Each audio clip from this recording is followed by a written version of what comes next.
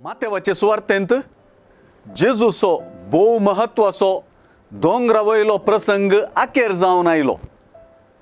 दोंगरावयल्या प्रसंगांतली जेजूची शिकवण पळयल्यार वा जराल रितीन मातेवाचे सुवार्थेंत जेजूची शिकवण पळयल्यार ती पवित्र आनी मोलादीक मोतयां परी आसा म्हणच्याक दुबावना. कित्याक मातेव सुवार्थेकारान जेजूचे शिकवणेंतली मोलादीक उतरां मोतयां थंयसर घाल्यांत.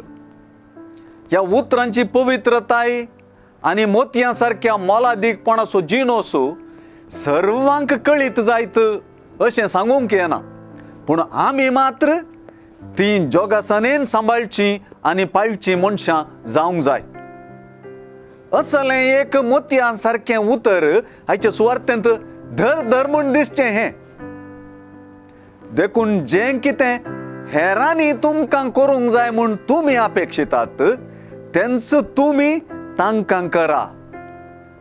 हें मोतया सारकें वाक्य सान फ्रांसीस आसिसी तसल्या सांतान आपल्या मागण्याचो वांटो केलें.